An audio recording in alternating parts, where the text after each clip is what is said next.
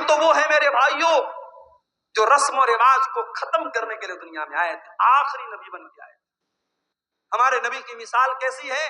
اللہ کے نبی ایک حدیث میں مثال بیان کرتے ہیں، ایک انسان نے بڑا خوبصورت مکان بنایا، بڑا بہترین مکان بنایا، بس ایک اینٹ کی جگہ چھوڑ دی۔ اب لوگ آتے ہیں مکان کا چکر لگاتے ہیں، کہتے ہیں یار مکان تو بہت اچھا ہے، بس ایک اینٹ کی کمی ہے۔ اللہ کے نبی فرماتے ہیں کہ وہ ایک اینٹ میں ہوں، میں نبوت کی آخری اینٹ ہوں، میں خاتم النبیین ہوں، میں آخری نبی ہوں، میرے بعد اب کوئی اور نبی آنے والا نہیں۔ اللہ کے نبی خاتم النبیین ہیں، اب آپ کے بعد دنیا میں کوئی نبی آئے گا نہیں۔ اور اسی لیے آپ دیکھیے کہ اللہ کے رسول کی زندگی میں ایک بہت خطرناک رسم و رواج تھی، کسی نے اگر کسی بچے کو پال لیا تو وہ اس کا سگا باپ مانا جاتا تھا۔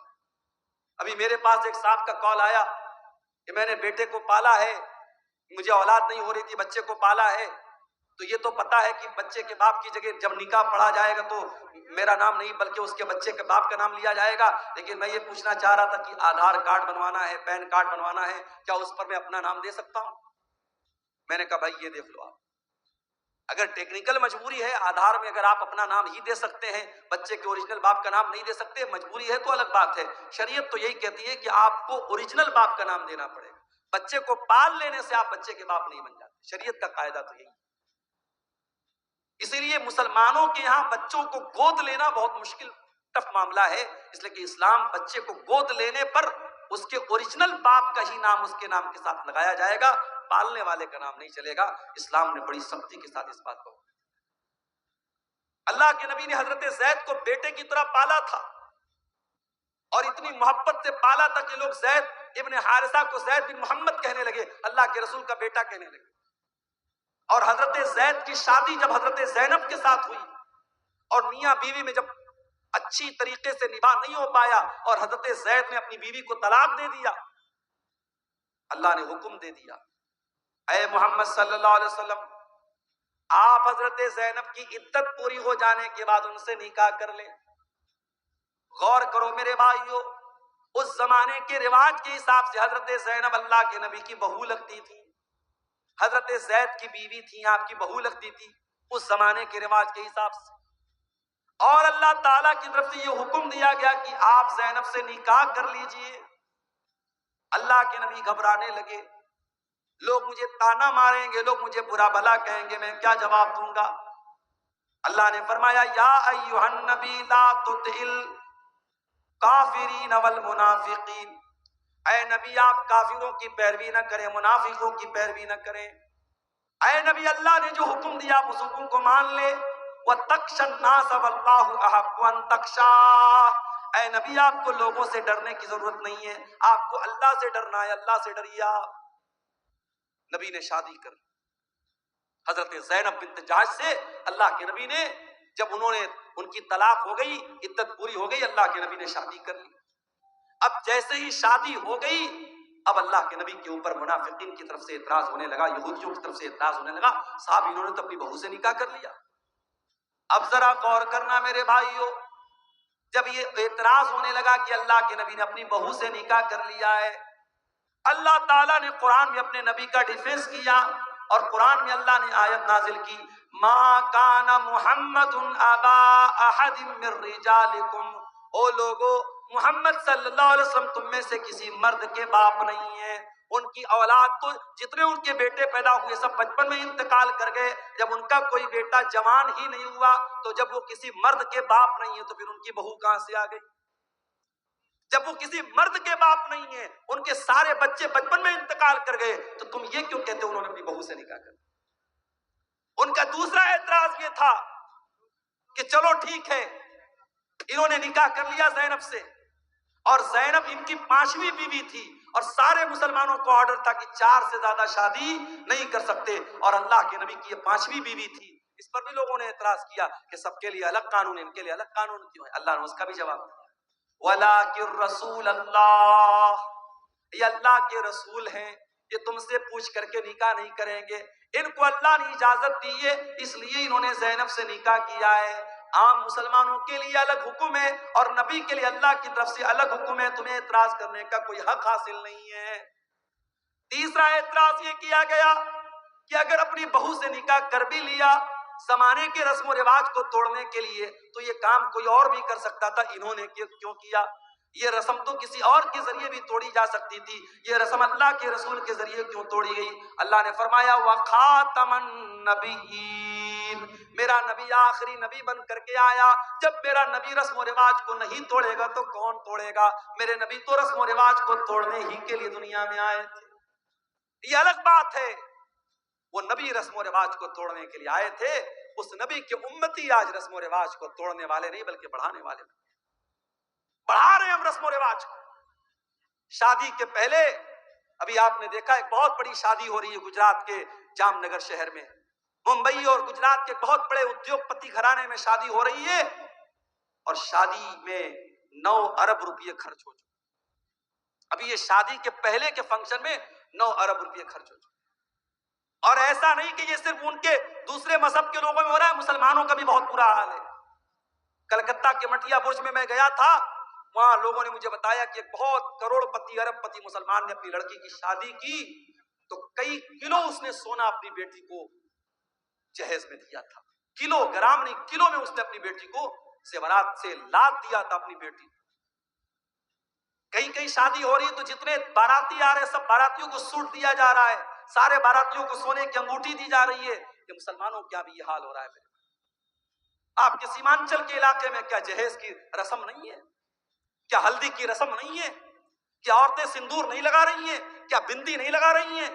بنگال میں آپ چلے جائیں تو کہیں فرق کرنا مشکل ہو جاتا ہے کہ یہ لڑکی یہ عورت مسلمان ہے یا غیر مسلم۔ جو نبی رسم و رواج کو توڑنے کے لیے آئے تھے، جو نبی ہمیں رسم و رواج کی بیڑیوں سے آزاد کرنے کے لیے آئے تھے، آج افسوس کی بات یہ ہے اس نبی کا کلمہ پڑھنے کے باوجود اور اس نبی سے محبت کا دعویٰ کرنے کے باوجود آج ہم رسم و رواج کی بیڑیوں میں جکڑے ہوئے ہیں، اور نہ جانے کون کون سی رسم و رواج میں ہم پڑے۔ ایک شادی میں گیا بنارس میں، ہمارے خاندان میں رشتہ داری میں شادی تھی، میں گیا تو شادی کے پہلے لڑکی والے بہت سارا سامان تیار کرتے ہیں، لڑکے والے دلہن کے لیے بہو کے لیے، تو اس میں دیکھا کہ صاحب دلہن کے لیے ایک سہاگ کی پڑیا تیار ہو رہی، وہ کچھ سامان تھے، کچھ جڑی بوٹیاں وغیرہ تھے۔ میں نے پوچھا یہ کیا ہے؟ کہنے لگے سہاگ کی پڑیا ہے۔ میں نے کہا اس میں کیا کیا ہے؟ پتہ لگا اس میں وہ ہے جو بال میں لگاتے ہیں، سندور ہے، بدیا ہے۔ میں نے کہا یہ کیا ہے؟ کہنے لگے سہاگ کی پڑیا ہے۔ معاف کرنا میرے بھائیوں، اسلام میں کوئی سہاگ کی پڑیا نہیں ہے۔ اسلام میں ایک شادی شدہ عورت کے لیے سہاگ کی کوئی نشانی نہیں ہے۔ بعض عورتیں سمجھتے چوڑی پہننا یہ سہاگ کی نشانی ہے، کماری لڑکی بھی چوڑی پہن سکتی ہے، اور یہ سندور لگانا اور یہ بندیا لگانا تو بالکل مشرکانہ اور شرکیہ چیز ہے، یہ تو نہیں کرنا چاہیے۔ اور یہ جو منگل سوتر پہنتی ہیں کہ یہ صاحب یہ سہاگ کی نشانی، یہ بھی غیر مسلموں کا طریقہ ہے، اسلام سے اس کا کوئی تعلق۔ اسلام میں سہاگ کی کوئی نشانی نہیں ہے، سہاگ کی بس ایک نشانی ہے شوہر کے دل میں بیوی کی محبت، بیوی کے دل میں شوہر کی محبت۔ یا صاحب شادی میں سہاگ کی پڑیا دی جا رہی ہے۔ شادی کے پہلے ایک رسم ہوتی ہے ہلدی کی رسم، کہیں کہ آپ نے دیکھا ہوگا ہلدی کی رسم میں باقاعدہ جتنی لڑکیاں ہیں سب پیلے رنگ کا کپڑا پہنے ہوئے۔ ساون کا مہینہ آتا ہے، ساون کے مہینے میں پیلے رنگ کا کپڑا اور پیلے رنگ کی چوڑیاں مسلمان عورتیں پہنتے ہیں۔ دھن تیرس کا تہوار آتا ہے، بہار میں نے پٹنہ میں دیکھا کہ مسلمان عورتیں مارکیٹ سے سامان خرید رہی ہیں۔ میں نے پوچھا یہ کیا ہو رہا ہے؟ کہنے لگے مسلمان بھی دھن تیرس کے دن یہ مانتا ہے، لوگوں کا یہ ماننا ہے کہ دھن تیرس کے دن کچھ نہ کچھ ضرور خریدنا چاہیے، چاہے ایک جھاڑو ہی خریدا جائے تو غیر مسلموں کے ساتھ مسلمان بھی دھن تیرس کے دن کچھ نہ کچھ ضرور خرید۔ کیا ہے میرے بھائی یہ فضول کی رسمیں، یہ جاہلانہ رسمیں، اور آج بھارت میں دوسرے لوگوں کے ساتھ رہ کر کے ان کے کلچر سے ہم نے ایڈاپٹ کر لی، حاصل کر لی، اور ہمارے کلچر میں بھی وہ چیزیں شامل۔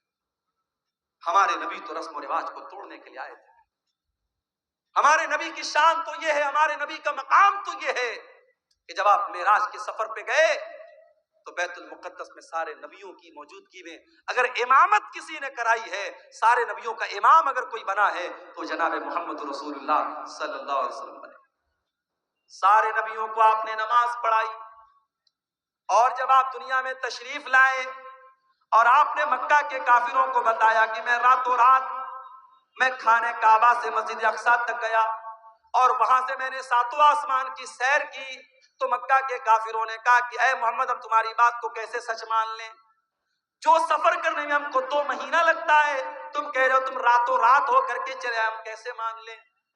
تو کچھ کافروں نے اللہ کے نبی کا امتحان لینے کے لیے کہا کہ اے محمد یہ بتاؤ کہ تم بیت المقدس گئے تھے؟ آپ نے کہا ہاں گئے تھے۔ کہا تم نے دیکھا تھا؟ کہاں دیکھا تھا۔ کہا اچھا یہ بتاؤ بیت المقدس میں کتنے دروازے ہیں، کتنی کھڑکیاں ہیں، کتنے روشن دان ہیں؟ بیت المقدس کے پورب میں کیا ہے، اس کے پچھم میں کیا ہے، اس کے اتر میں کیا ہے، اس کے دکھن میں کیا ہے، اس میں کتنے دروازے ہیں؟ اب ظاہر ہے آپ کے گاؤں میں پہلی مرتبہ آیا ہوں اور آپ مجھے اپنی مسجد میں نماز پڑھنے کے بعد جلسے میں لے کے چلے آئیں اور پھر اس کے بعد میں 1 سال کے بعد آپ سے ملوں یا 1 مہینے کے بعد آپ سے ملوں اور آپ کے مولانا صاحب آپ سورا ڈھنگی آئے تھے ہماری مسجد میں، آپ آئے تھے، بتائیے مسجد میں کھمبے کتنے تھے، مسجد میں پنکھے کتنے تھے؟ میں کیسے بتا پاؤں گا بھائی؟ میں مسجد میں پنکھے گننے تھوڑی گیا تھا، میں کھمبا گننے تھوڑی گیا تھا، میں نماز پڑھنے گیا تھا، چلا آیا۔ مکہ کے کافروں نے اللہ کے نبی سے ایسے سوالات کرنے شروع۔ اللہ کے نبی فرماتے میں بہت پریشان ہو گیا کہ میں ان کے سوالوں کا کیا جواب دوں؟ اگر جواب نہیں دیتا ہوں تو یہ مجھے جھوٹا بنا دیں گے کہ صاحب یہ تو جھوٹ بول رہے ہیں، اور جواب میں دوں تو کیسے دوں، مجھ کو تو یاد بھی نہیں ہے۔ اللہ تبارک و تعالیٰ نے دنیا کا پہلا ویڈیو اللہ کے نبی کے سامنے لا کے رکھا۔ اللہ کے نبی فرماتے ہیں کہ بیت المقدس کا پورا ویڈیو، میں ویڈیو اپنی زبان میں کہہ رہا ہوں، اللہ کے نبی نے فرمایا کہ بیت المقدس کا پورا ویو، پورا منظر میرے سامنے رکھ دیا گیا، اور جو جو وہ سوال کرتے تھے بیت المقدس کا وہ منظر اللہ تعالیٰ میرے سامنے لے آتا تھا۔ وہ پوچھتے تھے کتنے دروازے ہیں، میں گن کے بتا دیتا تھا اتنے دروازے۔ وہ پوچھتے تھے کتنے کھمبے ہیں، میں گن کے بتا دیتا تھا اتنے کھمبے۔ یہ ہمارے نبی کی شان ہے میرے۔ ہمارے نبی تو وہ نبی ہیں جو دنیا میں پتھر کھاتے ہیں، جو دنیا میں ظلم سہتے ہیں، کس کے لیے؟ ہمارے اور آپ کے۔ وہ نبی مانوتا کو بچانے کے لیے، انسانیت کو بچانے کے لیے آئے تھے، وہ نبی انسانیت کے محسن تھے میرے پیارے صاحب۔ ہماری اور آپ کی زندگی کا مقصد ہے اپنے بچوں کے لیے محنت کرنا، اچھا مکان بنانا، بینک میں سیونگ کرنا، پراپرٹی خریدنا، اپنے بچوں کو اچھا فیوچر دینا۔ میرے نبی کا مشن کیا تھا؟ میرے نبی کا مشن صرف ایک تھا، وَلَعَلَّكَ بَاخِعٌ نَفْسَكَ عَلَىٰ آثَارِهِمْ إِن لَّمْ يُؤْمِنُوا بِهَٰذَا الْحَدِيثِ أَسَفًا۔ اے نبی آپ کو لوگوں کے ایمان لانے کی اتنی چنتا، اتنی فکر ہے کہیں آپ اپنی جان نہ دے دیں۔ اے نبی لوگوں کے ایمان لانے کی چنتا میں کہیں اپنی جان نہ دے دیں، آپ کو اتنی فکر ہے لوگوں کے ایمان لانے کی۔ آپ نے طائف میں پتھر بھی کھائے، آپ نے مکہ سے طائف کا 100 کلومیٹر کا سفر پیدل طے کیا ہے، آپ طائف گئے، طائف کے لوگوں نے آپ کا کلمہ نہیں پڑھا بلکہ آپ کے دشمن بن گئے، آپ کے اوپر ایمان لانا تو بڑی دور کی بات ہے، انہوں نے آپ کا مذاق اڑایا۔ آپ جب طائف سے نکل کر کے جانے لگے، طائف کے ان لوگوں نے اللہ کے نبی کے اوپر پتھر برسائے، میرے نبی کے جسم کے اوپر اتنے پتھر برسائے گئے، آپ کے جسم سے خون بہنے لگا اور خون بہ بہ کر کے آپ کے جوتے میں جم گیا۔ میرے پیارے بھائیوں، اس نبی نے پتھر بھی کھائے ہیں تو ہمارے اور آپ کے لیے کھائے ہیں، وہ نبی ہمارے اور آپ کے لیے محسن بن کر کے آئے تھے۔ اسی لیے اللہ تعالیٰ قرآن کریم میں کہتا ہے وَمَا أَرْسَلْنَاكَ إِلَّا رَحْمَةً لِّلْعَالَمِينَ، او لوگو ہم نے تم کو وہ نبی دیا ہے جو ساری کائنات کے لیے رحمت بن کر کے آئے تھے، رحمت بن کر کے آئے۔ اور یہ مت سمجھو کہ نبی صرف انسانوں کے لیے رحمت بن کر کے آئے، نبی تو جانوروں کے لیے بھی رحمت بن کر کے آئے۔ ابھی کھیریا ہاٹ سے ہم گزرے، ہمارے بھائی نے کہا مولانا صاحب یہاں مویشیوں کی مارکیٹ لگتی ہے اور جو جانور کو جو بیچنے والے ہوتے ہیں بڑا ظلم کرتے ہیں جانوروں کے ساتھ۔ واللہ جب ہم یہ سنتے ہیں تو تکلیف ہوتی ہے۔ ہمارے نبی نے جانوروں کے ساتھ بھی ظلم کرنے کی تعلیم نہیں دی۔ ارے جس نبی کے امتی جانور کے ساتھ ظلم نہیں کر سکتے، اس نبی کے امتی آتنکوادی اور دہشت گرد کیسے ہو سکتے؟ میرے نبی نے تو ایک بکرے کو ذبح کرنے کے ٹائم بھی حکم دیا ہے کہ بکرے کو ذبح کرنے کے ٹائم چھری تیز کر لو، بکرے کے سامنے چھری مت تیز کرو تاکہ اس کو ڈبل تکلیف نہ ہو۔ جانور کو ذبح کرنا ہے، حلال کرنا ہے، اللہ نے اس کو ہمارے لیے حلال بنایا ہے، اس کا گوشت ہم کھائیں گے، مگر اس کو حلال کرنے کا، ذبح کرنے کا بھی طریقہ بتایا ہے اللہ کے نبی نے، اس میں طریقہ ایسا بتایا اس کو تکلیف نہ ہو۔ اور آج میڈیکل سائنس بھی یہ کہتی ہے کہ جو جھٹکے سے جانور کو مارتے ہیں، کبھی آپ یوٹیوب پر دیکھیے جو جھٹکے سے جو مارا جاتا ہے اور گردن کے اوپر ایسے جو ہے وہ جو چاپڑ ہوتا ہے اور اسے مارتے ہیں، تو وہ جو طریقہ جانور کو مارنے کا ہوتا ہے اور جو اسلام کا طریقہ ہے گلے پر چھری چلانے کا، دونوں میں بہت فرق ہے. اور اسلامی طریقے میں جانور کی جان فوراً نکل جاتی ہے، اس کو تکلیف نہیں. جانوروں کے ساتھ بھی اللہ کے نبی نے رحم کا برتاؤ کرنے کو.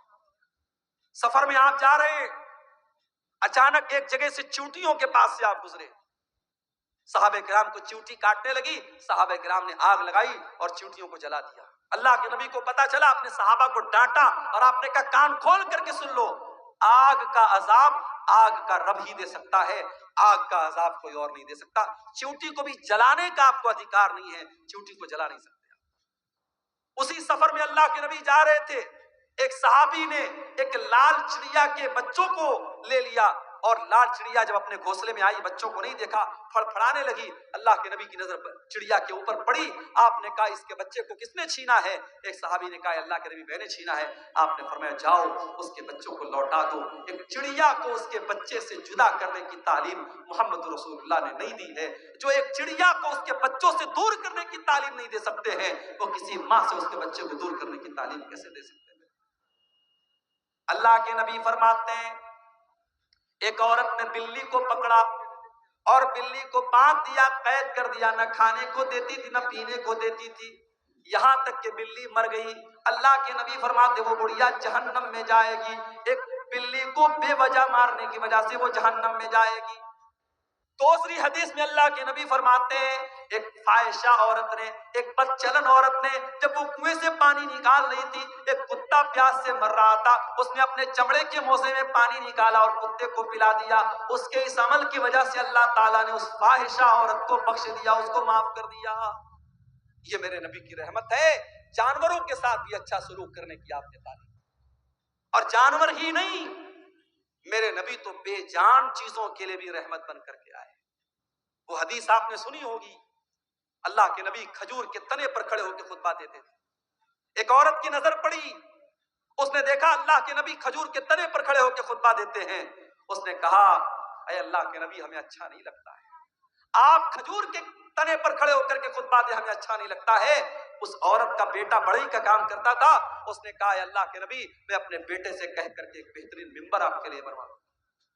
پتہ یہ چلا کہ آپ کے علماء اور آپ کے رہنما اگر تکلیف میں اور مصیبت میں ہیں تو آپ یہ مت کہہ کے پلہ جھاڑ دیجئے کہ صاحب ہم سے کیا مطلب ہے. اگر آپ کے علماء کو ضرورت ہے آپ کی تو آپ ان کی مدد کیجئے. صحابہ کرام اپنے نبی کو اگر دیکھتے تھے کہ یہاں میرے نبی کو کسی چیز کی ضرورت ہے تو صحابہ کرام اپنے نبی کی مدد کرتے تھے. یہاں حالات کیا ہے؟ لاک ڈاؤن لگا، مسجدوں میں پڑھانے والے امام اور مدرسے میں پرائیویٹ پڑھانے والے ٹیچر 5,000 10,000 جن کی تنخواہیں تھیں، لاک ڈاؤن میں ان کی تنخواہیں بند ہو گئی. مسجد کی کمیٹی نے کہہ دیا مولوی صاحب ہمارے پاس پیسہ نہیں ہے، مدرسے والوں نے کہہ دیا ہمارے پاس بجٹ نہیں ہے. کتنے مدرسے میں پڑھانے والے مولویوں کو میں جانتا ہوں، انہوں نے قرضے لے لے کر کے لاک ڈاؤن کا ٹائم گزارا. کتنے مسجدوں کے امام کو میں جانتا ہوں، انہوں نے لوگوں کے سامنے ہاتھ پھیلا کر کے اپنا کام چلایا میرے پاس. اور آج جب لاک ڈاؤن ختم ہو گیا اور زندگی نارمل ہو گئی، انہی مولویوں نے اور انہی اماموں نے یہ طے کر لیا کہ آج کے بعد ہم مدرسے میں نہیں پڑھائیں. ہم کی کوئی چھوٹی موٹی دکان کر لیں گے، کوئی چھوٹا موٹا بزنس کر لیں گے، کوئی کاروبار کر لیں گے، مگر ہم یہ غلامی کی زندگی نہیں گزاریں گے، یہ غلامی کی زندگی نہیں بسیں گے.